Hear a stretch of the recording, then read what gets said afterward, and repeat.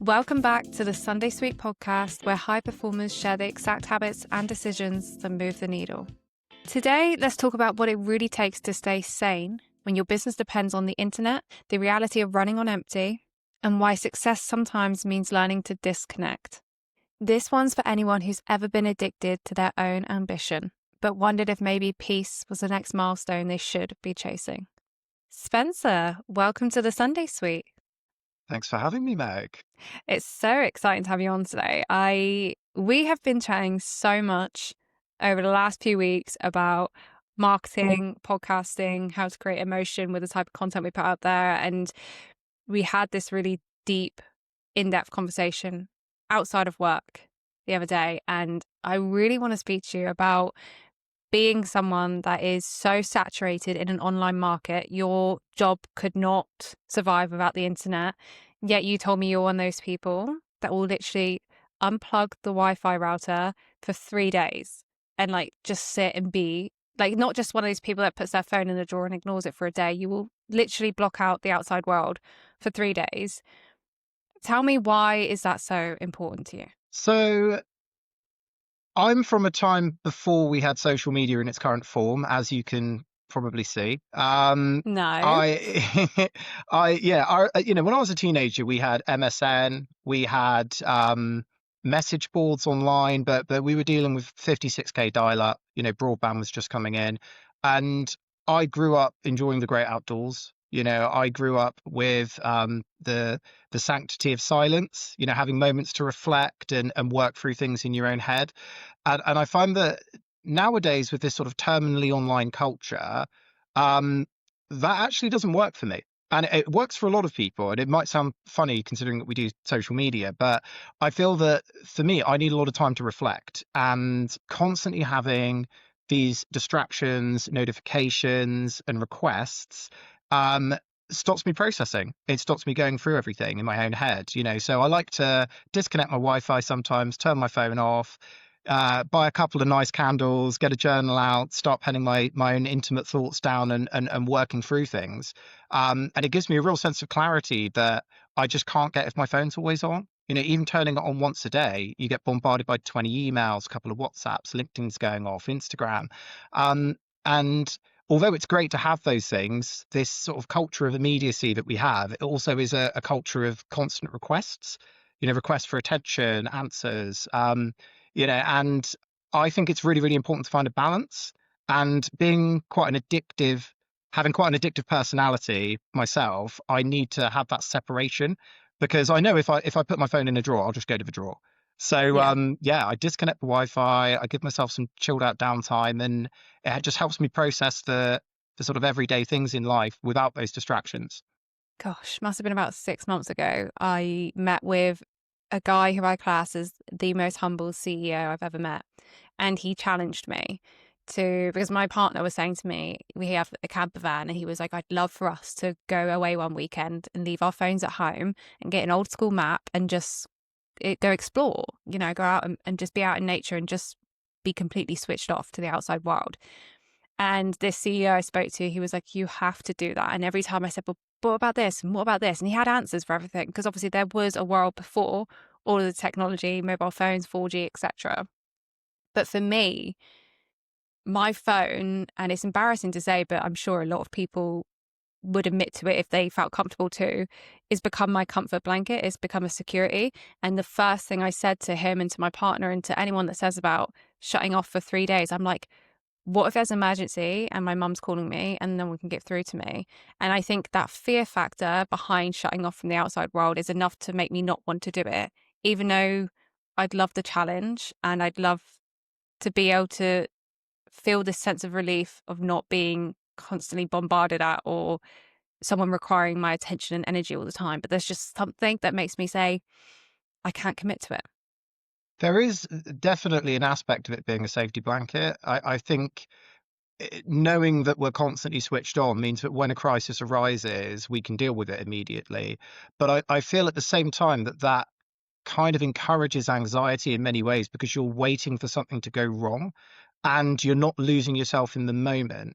I think also it's a way of not working through things, because it's you're resisting dealing with issues or own internal struggles or little knots that need untying by distracting yourself.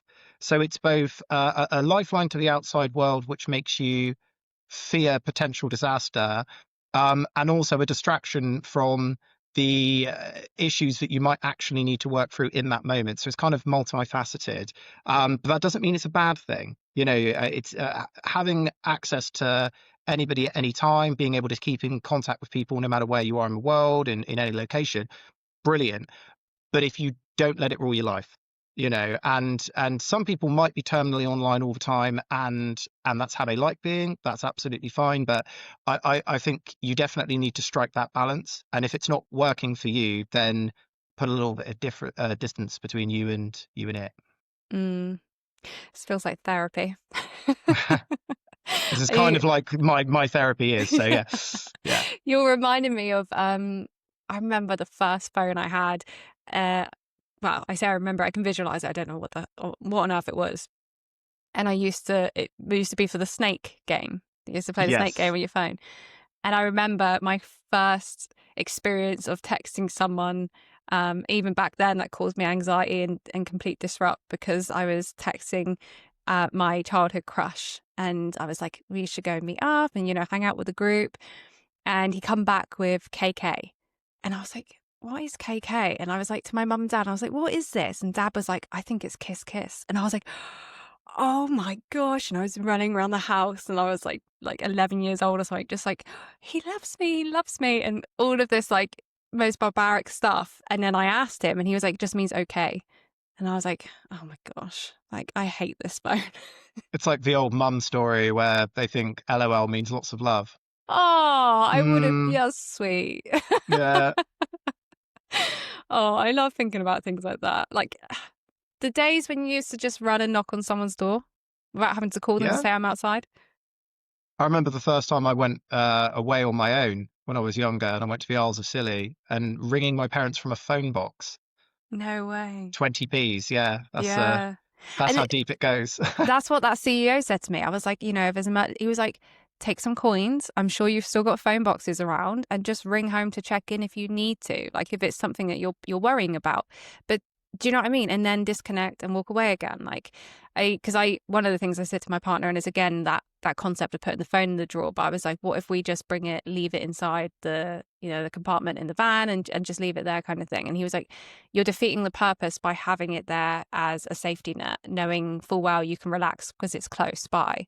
When you completely remove it, that's when the challenge really sets in. Yeah, definitely. And that's the thing. It's disconnecting. And I'm a very anxious person. I'm very neurotic. And yes, yeah, and I feel that for me, yeah, having that lifeline's great because it means I can mitigate disaster, but it also means I'm constantly expecting disaster, and that's quite an unhealthy place to be in. Mm, I love that outlook on it. I keep seeing, and I haven't actually touched too much on hustle culture on the podcast yet, which I'm super excited to do with you today. But I keep seeing online about this.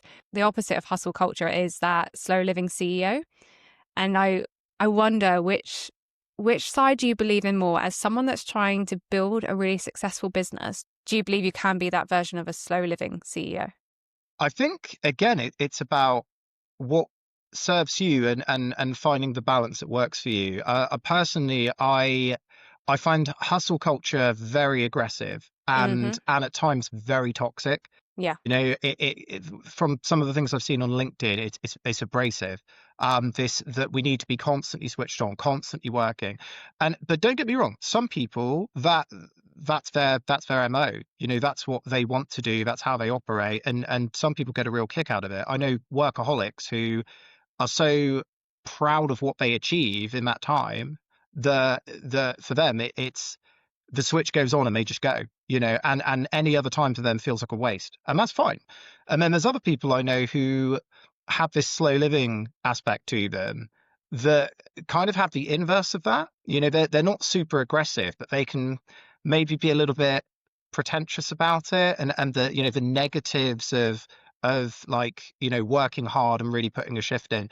I think ultimately it's about what serves you as an individual. Do you Do you want to hustle? Do you like the hustle? Do you like the chase? Some people love the chase.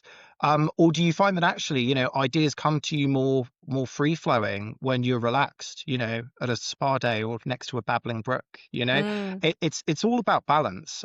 So I don't think there's a right or wrong answer. It's about doing the personal work to find out what actually serves you, and what actually serves you. Because for many, many years, I was a consummate workaholic.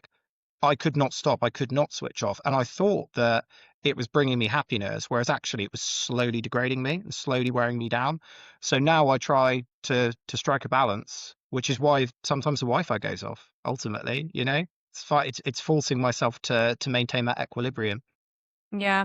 There's something, and I think the key difference here is, correct me if I'm wrong, but slow living versus this hustle culture is slow living thinks more long term over time. They do try to focus on mindfulness, wellness, and the ability to find that work life balance. Whereas this hustle culture is the opposite. And, it is very abrasive. Like it really made me question, am I doing the right things if I'm not working on weekends, for example? Because if I Uh-huh. hear it on a podcast about the most successful CEOs and founders who very much preach hustle culture, it's you do have to work 80 hours a week. You can't have relationships. The job comes first. The transactions come first. It is stress, stress, stress. But they're selling it like that's the dream. And I started converting this idea of being successful with that. But I do like that you touched on the whole idea of it very much comes down to who you are as a person, because we spoke about this as well when you said, at the end of one of our conversations, you asked me, do you journal? And I said to you, I find journaling quite hard sometimes. I prefer to talk. And, my way to get a release, because I am someone that goes at 100 miles per hour, isn't to actually sit and meditate, is to go for a run, because I like the speed and the activeness and the endurance of that. Um, so I think there isn't any right or wrong. And I do think that slowly, or I think tapping into that wellness buzzword, which I don't want to dive into too much, but I think there's so much online that tells you this is what you should do in order to find mindfulness and a reset and a way to break off from the outside world. But because their methods don't work for you doesn't mean that slow living isn't something you can achieve. It just means you have to find it in different ways and means. Like, I don't know if I can be someone that turns off the Wi-Fi, but I also don't know if I'm still committed to this hustle culture way of living, because I don't know if I'll find happiness in that either. No, and it depends. I think you kind of cracked it there where you were talking about success. It depends, what does success look like to you? Okay, you want to be successful. Well, oh, I have to work weekends, I have to work every evening, I have to be this productive all the time. Okay, cool. You might achieve a financial goal, or the objectives that you've set out. But if you're absolutely fried at the end and you're burnt out and you haven't seen your friends or family, and you're tearing yourself apart over an ideology, effectively, that doesn't really serve you. And I think this is why it's important to have these quiet moments of reflection, is to get to the core of, well, actually, is this serving me, or is it working against me? Am I convincing myself that it's working for me when it actually isn't? I'm going to ask you to answer that question now for me, which I think is a huge question. And I expect you to somewhat pause in your tracks with it, because I don't know how many of us actually have it figured out. And I don't know if any of us will ever figure it out indefinitely. But what does success look like for you? Okay, now you've got me. What does success Yes. look like for me? I'm always someone that says achievement is its own reward. Okay, and I feel like, if I can look back from where I am now to who I was 5 years ago, and me 5 years ago would be impressed with me now, then I've made progress. And I think progress for me is success. Is, have I moved forward? Have I done things that I'm proud of? Have I built relationships which are valuable to me? Am I in a better position than I used to be? I think as long as you're moving forward, and everybody moves at different paces, um, you're you're doing the right thing. Now, that doesn't mean to say that you can't have objectives that you want to achieve, and you can't hustle sometimes, slow lives, other times. But I feel as long as you're moving forward in some degree of or fashion, then that is success. There's nothing worse, for me at least, than stagnation. That's when I become my most irritable, and disillusioned and displeased with everything. As long as there's some sort of progression, and that could be any kind of progression. It could be, I want to work on a personal creative project and, you know, write some haikus for myself, that make me laugh. It could be, oh, I've painted the living room. It could be anything. As long as there's some sort of progress and movement. I think people in marketing talk a lot about, like, the hero's journey. It's all about overcoming obstacles, moving forward, and changing as a person. And I think that actually most people have an innate desire to progress, overcome obstacles and become more full versions of themselves. I wonder how have you tracked that progression over the years? And I think that's a really hard thing to come to terms with for some people that look back and go, I actually don't know how much I've really achieved. And then that can set in a whole different tone of now I feel depleted and I feel negative about this whole reflection piece of trying to feel better or trying to feel more positive. It's done the complete opposite to what I wanted it to do. And, if you do follow your traditional path of finding a job and climbing the ladder. So every time you get a promotion, you can see progression.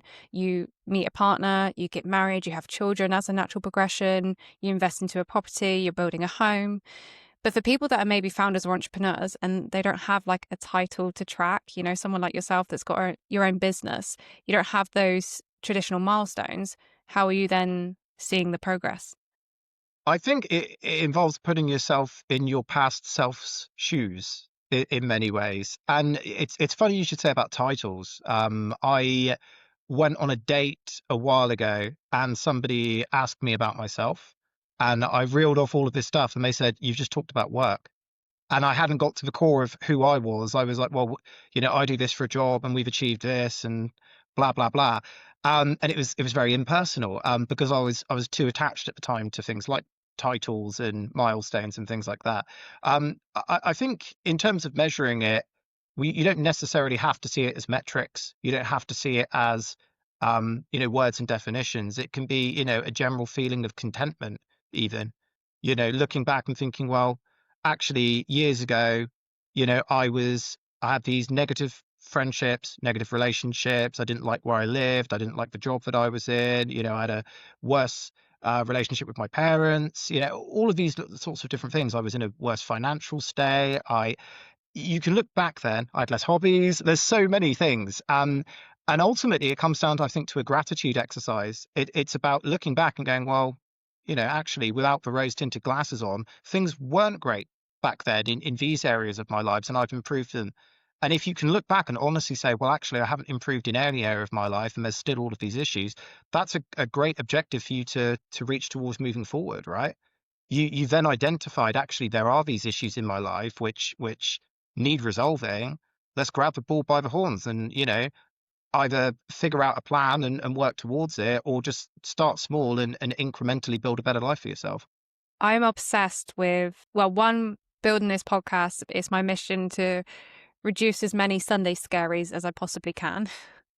But two, this whole idea of walking into an environment of new people and strangers and, someone you haven't met before. And the first thing they say is like, who are you? What do you do?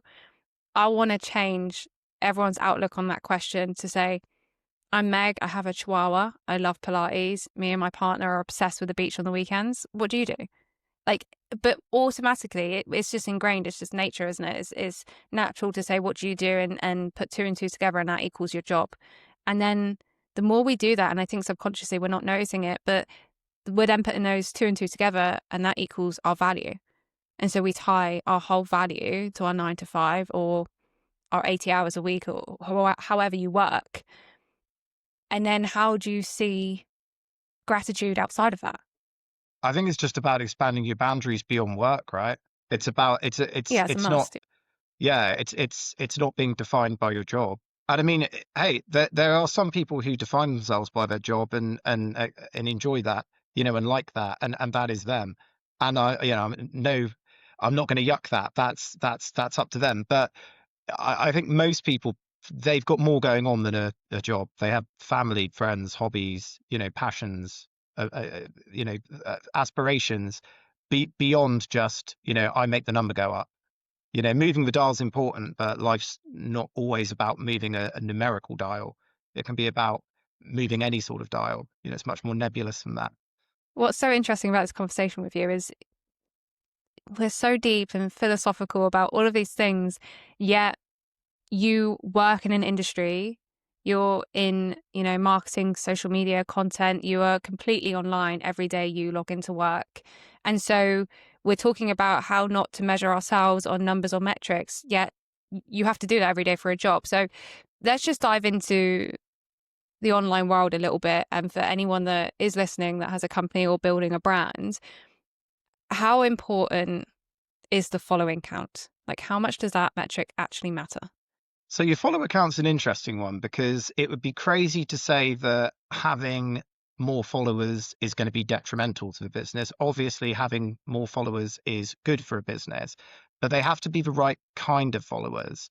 And this is what it comes down to ultimately. Is It's kind of like you and I were talking about viral content the other day, and about how people aspire to have video make 1 million views.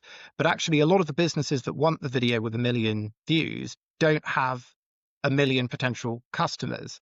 They could be locked down to a geographic location, and they could be working in a niche industry, and they could have a very specialist product, where actually the number of people that can potentially buy from you is very, very limited. And this is where the follower count debacle comes in, is, oh, well, you can have 1,000 followers, but if only 10 of those followers are actually going to make the purchase, you, what's the point in panicking about, the follower count? As long as you've got the right kinds of followers adding you, it's better to have, 1 to 2 people adding you every week than it is 100, because ultimately the point of the marketing exercise is to tap into that target market, right? Yeah. Yeah. Yeah. We dove deeper into this in a sense of, I think a lot of us put our company's value or worth online just to social media, and we do forget about all those other aspects and touch points. And you told me about it, and I think Mike told me about it years ago as well. I think it's a really good way of describing touch points to your clients or your audience, how you guys talk about it in a sense of there's a sequence to how a customer converts into a purchase or has an interest to the purchase, etc. So can you just share that with us today? Because like I said, I'm sure Mike shared that with me years ago, and I still remember this example. And I think it's a really great way of showing people that being online matters, but there's loads of other elements to getting to that online place. Yeah, so I'd never tell anybody to plow all of their money into social media, because that would really, really not work for a lot of people. Particularly if you're a smaller business, B2B, professional services, limited budget. Um, Ultimately, some businesses can plug all their money into social media. If you've got a relatively inexpensive product, direct to consumer, impulse buy, ships nationally, you might be able to do really well out of TikTok Shop on its own. But if you are another kind of business, touch points become really important. And I think a lot of people have forgotten about the marketing mix nowadays, and they have a tendency to put all of their eggs in one basket. So we always like to go through the example of, what it's like in Cornwall, what it's like in the Southwest, where everybody says, "Oh, word of mouth." Our entire business is built on word of mouth, They and love it. they love it, and a lot of businesses are. But I think you can get very, very short-sighted with your marketing if you feel that um, all of your marketing efforts, mean nothing compared to word of mouth, because you forget about touch points. So, say for example, a friend recommends a business to you. We've already discussed how we're in this crazy world full of distractions, right? People are forgetful nowadays. So your friend recommends this business, and you forget to call them. But then, say for example, that night you go to like a football game, and you see that company that your friend's been bigging up to you, and they've got a pitch side board. You're going to think, oh, that's that company. I meant to ring them. I'm busy right now, though I'm with friends. You know what? I'm going to look them up on Instagram. Oh, this looks good. I'm going to keep that page paused there for later. And then you forget about it again. You have a great night, and then the next morning you wake up, you look at your phone, you click on your search bar, and you've got that company in there. I was going to ring them. I'll ring them now. Now, that's an example of touch points. You have the word of mouth recommendation, you've seen some, outdoor signage, sports sponsorship, then you've gone through to their social media, you've got your 3 touch points there, and it's reminded you the next day you've made that call. However, If that company were to then ask, where did you hear about us? You would say, oh, a friend recommended me. And then instantly that company's going to put that tick down. Oh, word of mouth. The sports signage hasn't got us anything. The social media hasn't got us anything. But actually, they're all working together. They're all part of that ecosystem. You've had multiple interactions with that company through seeing these different forms of media. And although, yes, it is the word of mouth that's generated the lead and given the recommendation, the word of mouth isn't actually what's converted the sale. It isn't what's actually, got them to pick the phone up. That would be the reminder from the sports sponsorship, and it would be the second reminder from the social media, which might also have given them a second bite at the cherry if the content's good, to go, wow, these guys look amazing. My friend was right. Yeah, they're So relevant. yeah, and that's touch points in a nutshell. This is this is something I really battle with, and it's more internally. Like, I am someone that's in marketing, so I know the benefits of it, but I'm always self-criticizing, ensuring that I'm giving 110% to my clients. And this piece on what's the return on investment in marketing, particularly when it's so hard to track actually where someone remembered you from, is a struggle. Yeah. Because I think it's so easy to say, I'd rather invest in a sales team because I see the return on investment in investing in them because they bring me money back into the company. Whereas marketing is a big question mark of what is it actually doing? So yeah, and again, it comes back to metrics, doesn't it? With a salesperson, you can track how many meetings they're going to, how many phone calls they've made, what the conversion rate is really, really easily.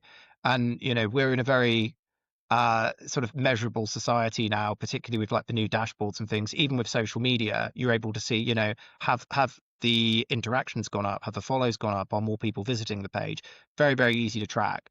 But on a broader scale, marketing, a, a lot of time and effort, and money that goes into marketing that can't be tracked doesn't necessarily mean that you're not getting a return on investment from it.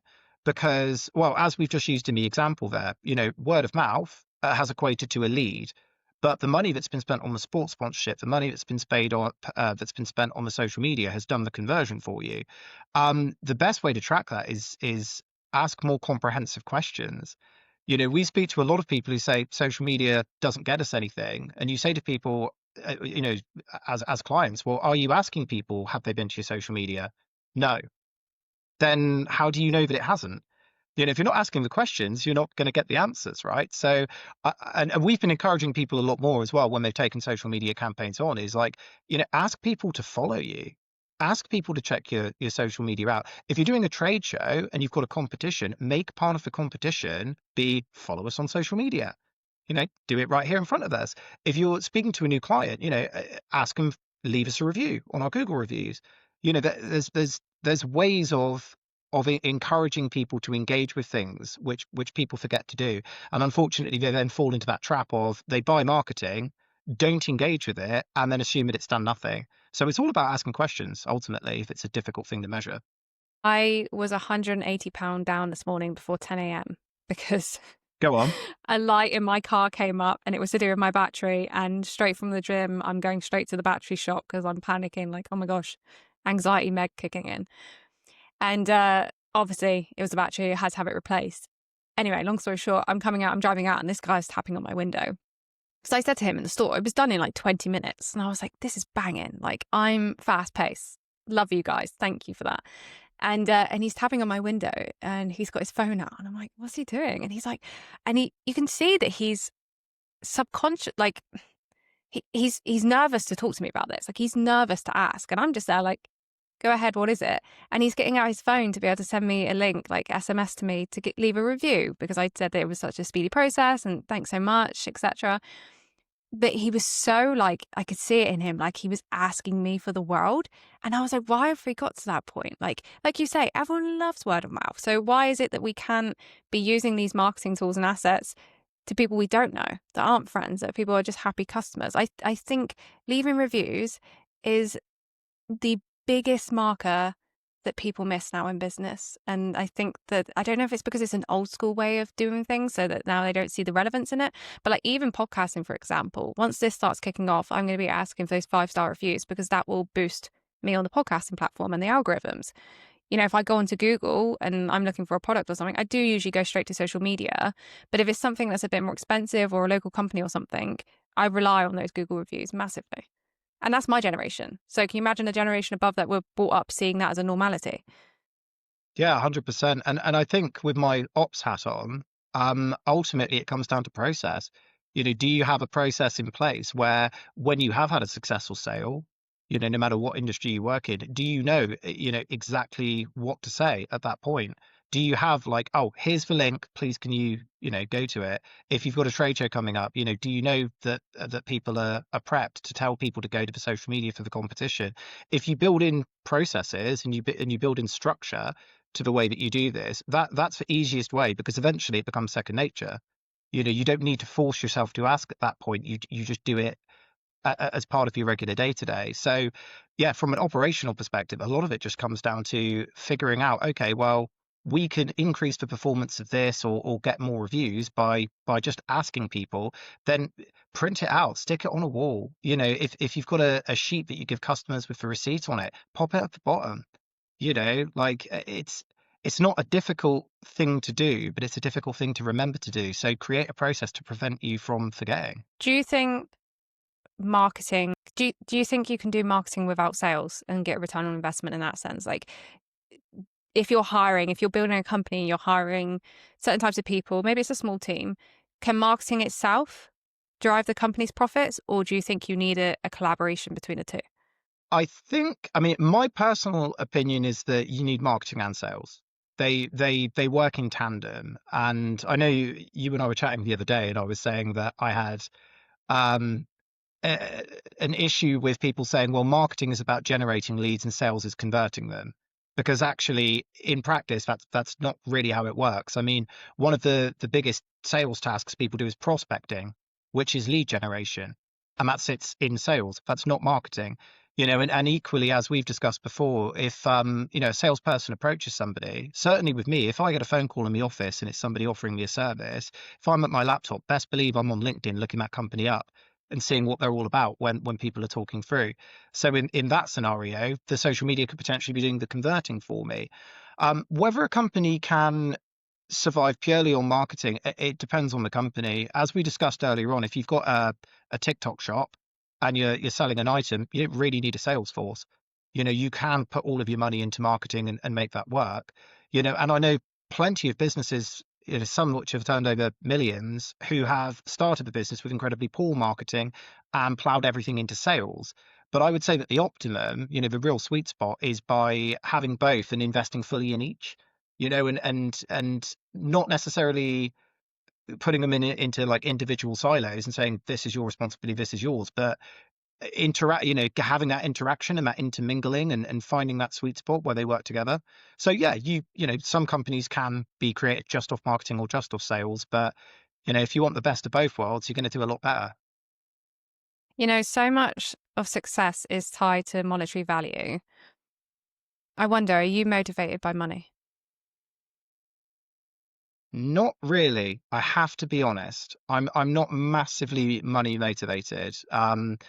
If I was super money motivated, I would probably lead a very, very different lifestyle. And I feel like I know a lot of miserable millionaires. I know a lot of happy millionaires as well. I know a lot of people who don't have a penny to their name and are living in, the most joyous existences out of anybody. It all again depends on the person. If money is a factor, what I would say is money does create opportunities. Money begats money, and money also is necessary if you want to achieve certain things and you have certain objectives. So I wouldn't call myself money motivated. I don't have like a figure in my mind where I'm like, I need X amount, or or my life's falling to pieces. But equally, I am also conscious that for the sorts of activities I like to get up to, I need money to make those happen. But is it a priority on its own for me? No, not really. I'd rather be enjoying myself. If I was stressing about money all the time, I'd be miserable. Not that You it doesn't know, work for some. no, that good old saying of money doesn't buy happiness. I disagree, and I'm not going to say something cheesy like, well, it buys me a jet ski, like, that typical meme you see online, but happiness is fleeting, isn't it? So I think Mm, money buys fleeting moments, but money can't buy joy. And I remember my partner saying to me about, he used a holiday as an example, and I've shared it a little bit online now. If you could get a holiday every day for the rest of your life just handed to you, at first you'd be like, gosh, this is mint, how amazing. But I think it's the build up, the anticipation, the excitement towards that moment. Because once you've achieved that, what is it that you get, that dopamine hit? Mm. It's the rush to the dopamine hit that's the exciting bit, the joyful bit, the happiness bit.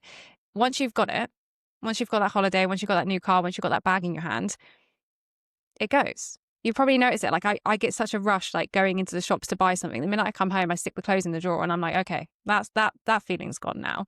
And that's exactly what money does. So this is coming from someone that has been very money orientated. I think I'm quite the opposite to you. I've been motivated by money, and I'll sit here and say that, but I'm trying to untrain myself of that.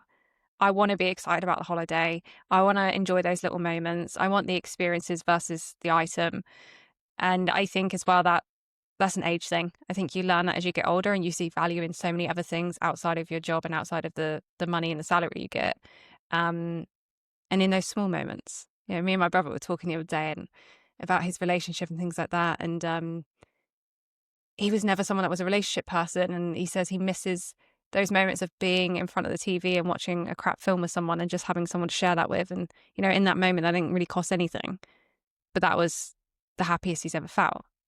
You know, I think there's something, we are so deep today, aren't we? Like this, I can cancel my therapy session this afternoon. Can I go a little deeper? Yes, please. Is that all right? So it's funny you were saying that about the fleeting moments, and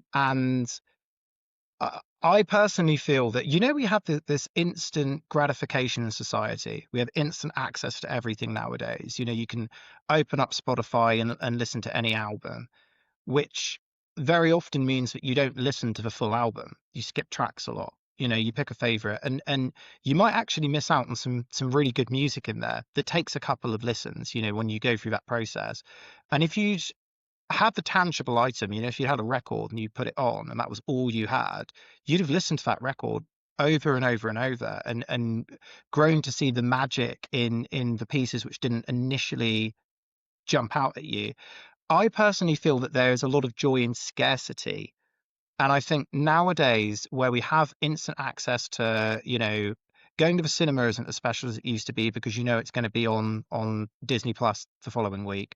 Music, an album release isn't as special because you can get it instantly on the day. You can skip through the tracks and you can move on to the next thing. There's millions of albums at your fingertips. So you don't appreciate the one that you're actually listening to. And I feel like there's joy in scarcity and anticipation. Even the experience of like buying a record. I remember when I was younger, I would an album would come out that I wanted, and I'd go into town, and I'd walk through and I'd go into the record store and I'd finally get my hands on that actual object. And while I was there, I'd be like, I'm really into this. I want to listen to more music like this. So you'd have a very human conversation with the guy at the record store. You'd say, hey, like, I'm into these bands. Like, what else sounds like this? And you put the headphones on and you could only listen to them in that place.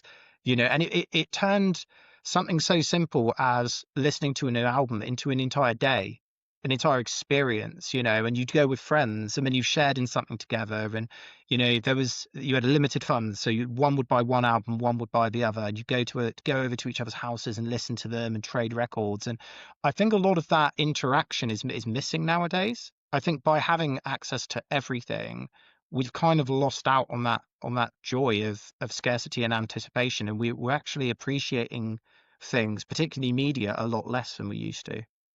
We are, I know our attention span is decreasing by the minute, but it's also our patience to sit back and enjoy what was such a simple moment. Like, I spoke so actively beginning of this year about changes in medications and things like that. And to me, growing up in a world where medication and therapy was the only way to fix a problem, going out for a walk at 6 a.m. and watching the sunrise, to me was like, that's not going to solve anything for me. That will do nothing.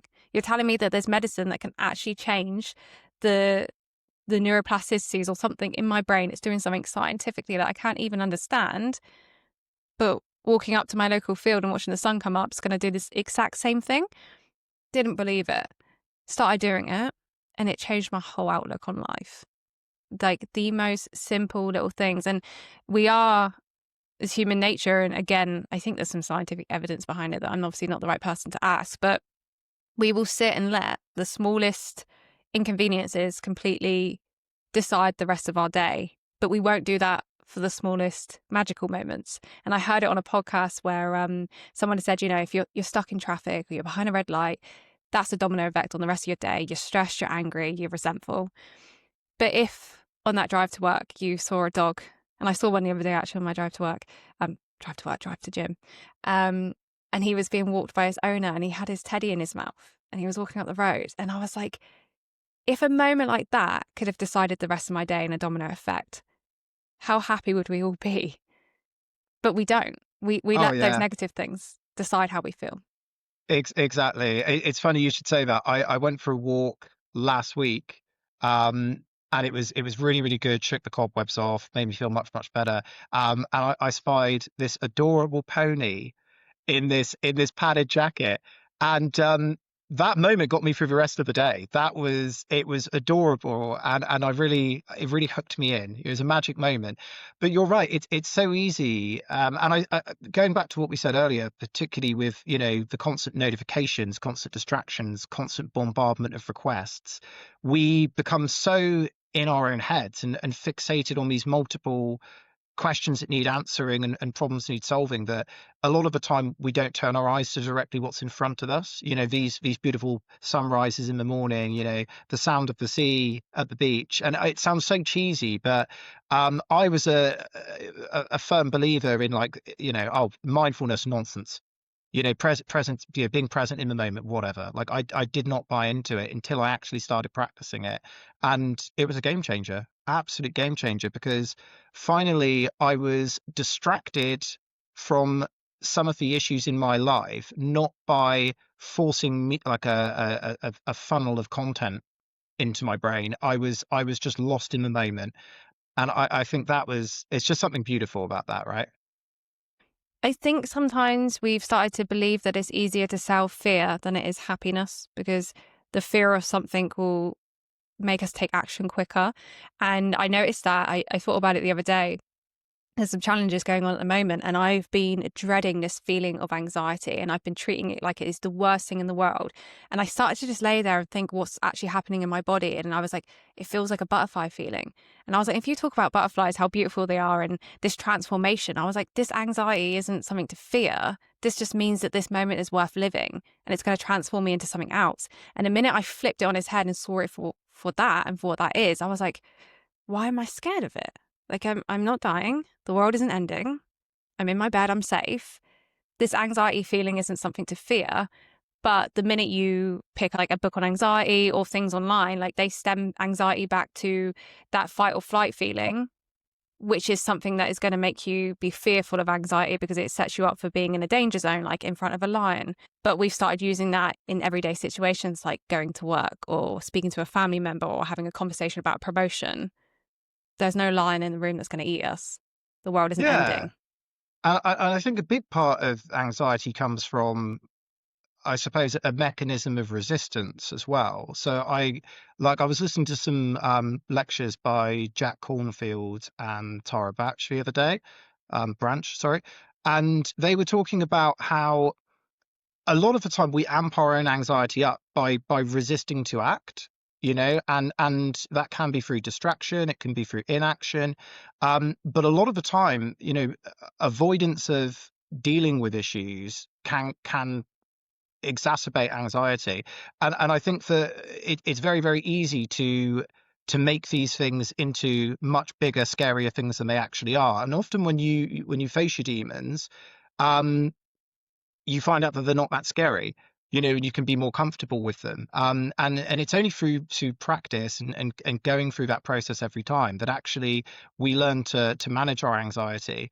Um, or at least that's how I've found it. I was resisting by being inactive and distracting myself. Whereas actually, once I started saying, "Hey, look, there's an issue here. It needs addressing. Let's do something about it," and facing it with bravery as opposed to inactivity, then suddenly everything in my life became a lot easier, just grabbing the ball by the horns and sorting it out.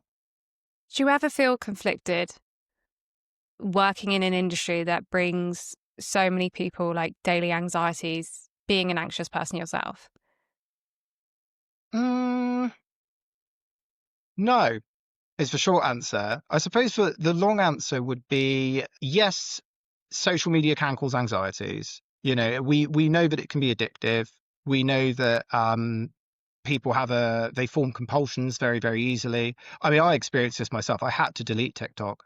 I had to just remove it from my phone because I'd say to myself, oh, it's a bright sunny day outside. Let's have a quick look at TikTok. And the next thing you know, 2 hours have gone by and I've been swiping. And when I deleted the app, when I unlocked my phone, my thumb, just out of muscle memory, kept straying back to the location where the app icon used to be because it had become ingrained in me, and it wasn't quite an addiction, but it was becoming a compulsion. At the same time, I think social media is, it can be a force for good. I think nowadays people are very polarized and they want to put everything into, you know, a good box or a bad box. Is it right or wrong?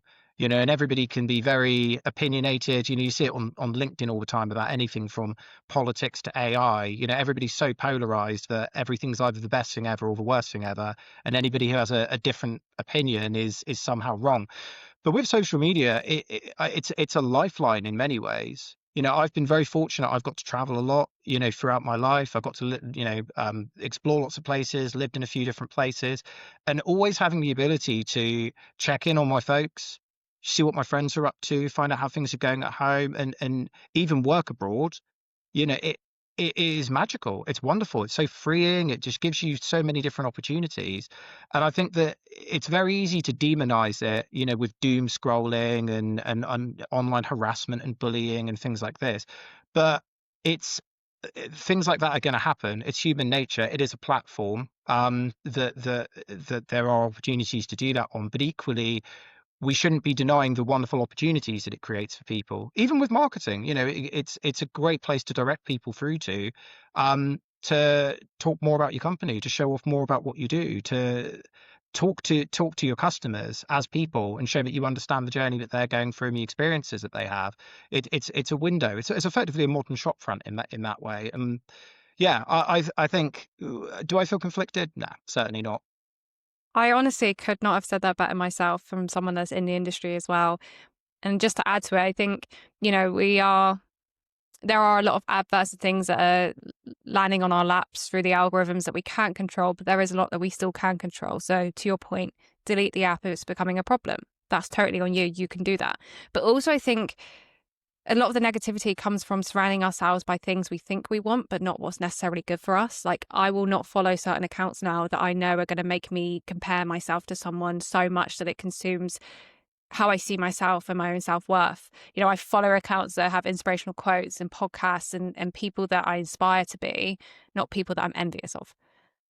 Yeah, for sure. I mean, comparison is the thief of joy, right? And that age-old adage is as true to now as it's ever been.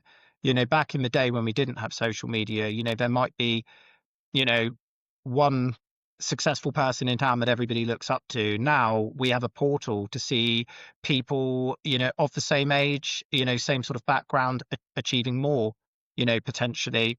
But there's what we have to understand is that social media is curated, other than X, which is a horrible echo chamber and everybody wants to complain all the time. Instagram, Facebook, LinkedIn, people are putting out successes.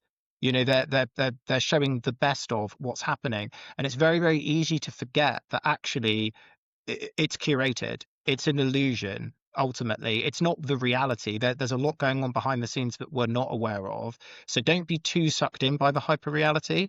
Like, have an understanding that actually, yeah, it all looks great from the outside, but we don't know what's going on behind the screen. I think as long as you're aware of that, then yeah, it's absolutely safe to use. But you are right. I think by having a window to lives which look better than ours and people achieving things that we haven't, uh, yeah, that can be dangerous for some people. Yeah. And just remember, do you know what I mean? No one wants to film themselves in that moment of complete and utter despair and having a panic attack or crying and then sharing that that vulnerability. No one wants to do that, but just because you don't see it doesn't mean it's not happening.